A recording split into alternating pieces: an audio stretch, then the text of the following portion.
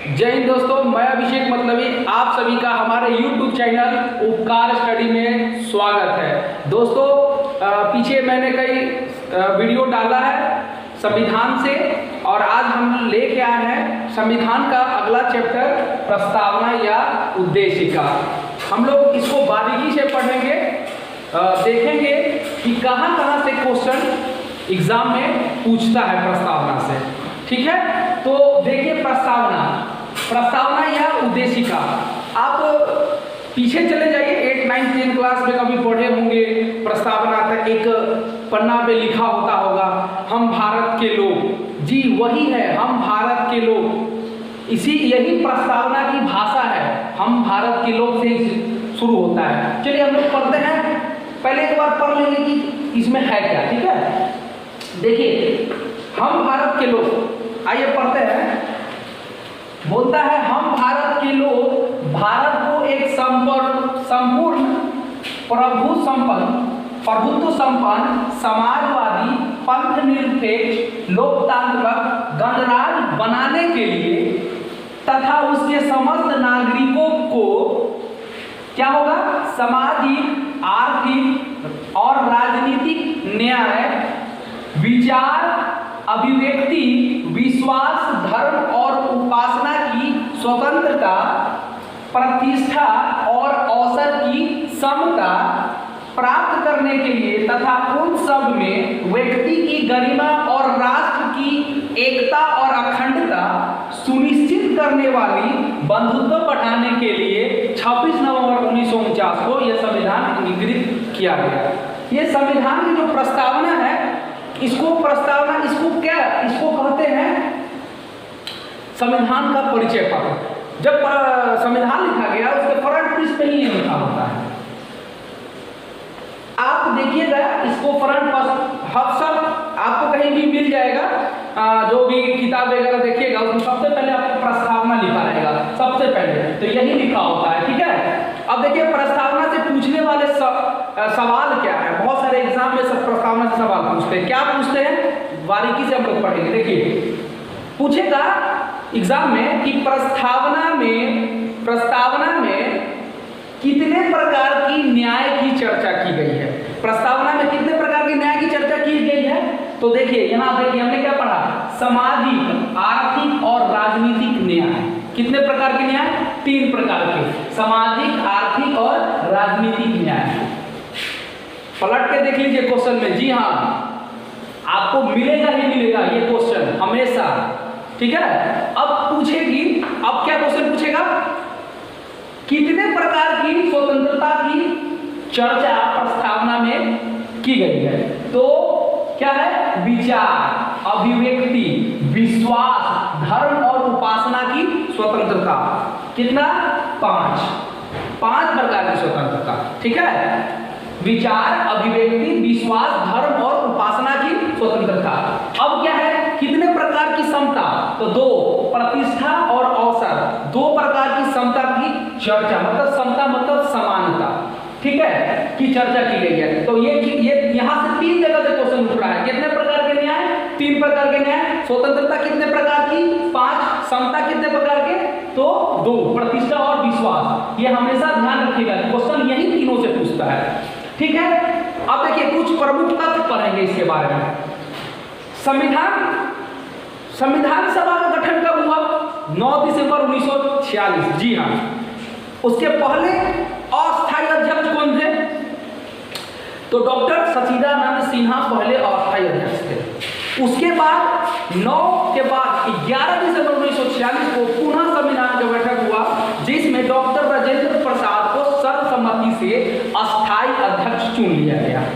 ठीक है, उसके बाद क्या होता है कि 13 दिसंबर 1946 को जवाहरलाल नेहरू द्वारा उद्देश्य प्रस्ताव प्रस्तुत किया जाता है संविधान सभा में, और उसको 22 जनवरी 1947 को स्वीकृत कर लिया जाता है। ठीक है, यही प्रस्तावना है। जी हाँ, यही प्रस्तावना को। ठीक है, अब क्या है कि एक चीज आप हमेशा क्वेश्चन में देखिएगा, कहीं एग्जाम में भी पूछता रहता है कि भाई 42वें संविधान संशोधन में क्या हुआ था। तो 42वें संविधान संशोधन 1976 में समाजवादी इस प्रस्तावना में, किसमें, इस प्रस्तावना में 42वें संविधान संशोधन 1976 में समाजवादी, पंथनिरपेक्ष और राष्ट्र की अखंडता को जोड़ दिया गया। किसमें, 42वें संविधान संशोधन 1976 में। ध्यान रखिएगा, ये क्वेश्चन हमेशा पूछता है कि 42वें संविधान संशोधन में कौन कौन चीज को जोड़ा गया। तो समाजवादी, पंथनिरपेक्ष एवं राष्ट्र की अखंडता को जोड़ दिया गया। अब आइए देखते हैं कुछ प्रमुख तथ्य या कुछ प्रमुख टिप्पणियां। तो कहता है कि प्रस्तावना को संविधान का परिचय पत्र कहा है। वो एक विद्वान है जिन्होंने कहा है कि प्रस्तावना संविधान का परिचय पत्र है। कौन कहा, तो N.A. पालकी वाला। दिमाग में बैठा लीजिए, हमेशा क्वेश्चन पूछता है। हम झूठ बोल रहे हैं, जाके क्वेश्चन बैंक पलट के देख लीजिए, ये जरूर क्वेश्चन कहीं ना कहीं मिलेगा। ठीक है, और जी हाँ, हमने भी देखा है, ठीक है, आपको भी मिलेगा। तो ध्यान रखिएगा कि प्रस्तावना को संविधान का परिचय पत्र कहा है N.A. पालकी वाला ने। अब क्या कहा है, प्रस्तावना दीर्घकालीन, दूसरा है प्रस्तावना दीर्घकालीन सपनों का विचार है। प्रस्तावना दीर्घकालीन सपनों का विचार है। किसने कहा है, तो A.K. अय्यर ने कहा है। किसने कहा है, A.K. अय्यर ने कहा है। अब अगला ये कहता है संविधान की आत्मा या कुंजी क्या है। कहीं मिलेगा, क्वेश्चन मिलेगा कि संविधान की आत्मा या कुंजी किसे कहते हैं। आंख मुनिएगा और देखिएगा प्रस्तावना कहां पर है, प्रस्तावना को टिक अप कीजिएगा, यही आंसर है। मतलब कि संविधान की आत्मा या कुंजी किसे कहते हैं, प्रस्तावना को कहते हैं। और एक बात अब आता है, खेला अब होगा कि बच्चा फंसता कहां है कि भाई संविधान की आत्मा कुंजी प्रस्तावना है और संविधान की आत्मा कुंजी भीमराव अंबेडकर ने किसे कहा है, तो बच्चा प्रस्तावना मार देता है। जी नहीं, यहां गौर कीजिएगा कि भीमराव अंबेडकर द्वारा कहा गया था संविधान की आत्मा अनुच्छेद 32 को। किसे कहा गया, अनुच्छेद 32 को। संविधान अनुच्छेद 32 में क्या है, संविधानों का उपचार। ठीक है, तो भीमराव अंबेडकर संविधान की आत्मा अनुच्छेद 32 को कहा। लेकिन संविधान की आत्मा और कुंजी सिंपल सा पूछे तो प्रस्तावना इज द करेक्ट आंसर। ठीक है, अब देखिए अनुच्छेद 32 में क्या है, ध्यान आ गया नहीं, फिर से सुन लीजिए, नोट कर लीजिए। संवैधानिक उपचार, संविधान का उपचार।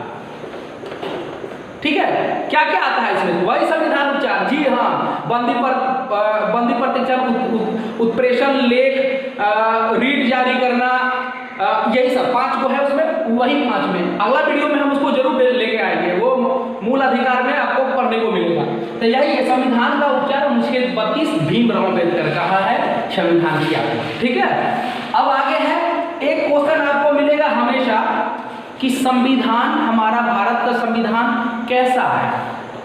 ऑप्शन में होगा कठोर है, लचीला है, खूब लचीला है, खूब कठोर है, अंशतः कठोर या अंशतः लचीला है। जी हाँ, तो संविधान, हमारा संविधान अंशतः कठोर और अंशतः लचीला है। आंसर अगर मिले अंशतः कठोर और अंशतः लचीला तो आंसर एकदम टिक अप कर दीजिएगा, संविधान अंशतः कठोर और अंशतः लचीला है। ठीक है, आगे देखिए, 2 प्रमुख वाद हुआ था इस प्रस्ताव में। ठीक है, 2 प्रमुख वाद याद रखिएगा, कभी कभी पूछता है कि बेरोबारी यूनियनवाद कब हुआ, तो 1960 में। और एक है केशवानंद भारती बनाम केरल राज्य 1973 में। ठीक है, तो भाई क्या हुआ 1960 में, तो इसमें सर्वोच्च न्यायालय के जज साहब, सर्वोच्च न्यायालय, माननीय सर्वोच्च न्यायालय ने आदेश दिया कि प्रस्तावना क्या है, प्रस्तावना संविधान का अंग नहीं है, आप इसमें संशोधन नहीं कर सकते। किसमें, बेरोबारी यूनियनवाद में। ठीक है, अब कहता है 1973 में फिर एक वाद हुआ, वो वाद है केशवानंद भारती बनाम केरल राज्य में। इन्होंने फिर सर्वोच्च न्यायालय ने फिर ये आदेश दिया कि नहीं भाई, प्रस्तावना संविधान का ही अंग है। वाद के बाद यह निर्णय लिया गया संविधान का ही अंग है, इसमें संशोधन किया जा सकता है, परंतु जो मूल संविधान है, मूल संविधान, उसमें नकारात्मक संशोधन नहीं कर सकती है संसद। संसद क्या कर सकती है? मूल संविधान में नकारात्मक संशोधन नहीं कर सकती है। ठीक है, अब ये दोनों हमेशा ध्यान रखिएगा कि बेरुवारी कब 1960 में और केशवानंद भारती 1973 में। इसी के बाद क्या हुआ? इसी 1973 के बाद 42वें संविधान संशोधन 1976 हुआ, जिसमें प्रस्तावना में 3 चीज जोड़ा गया: समाजवादी, धर्मनिरपेक्ष और राष्ट्र की अखंडता। ठीक है, क्लियर? आप लोग को समझ में आया तो जरूर लाइक, शेयर, कमेंट जरूर करें और अपना सजेशन देना ना भूलें। मैं अभिषेक मतलबी पुनः आप लोग का हमारे YouTube चैनल उपकार स्टडी में स्वागत करता हूं और करता रहूंगा। तब तक के लिए आगे फिर से वीडियो डालेंगे, अगला वीडियो लेके आएंगे। तब तक के लिए जय हिंद।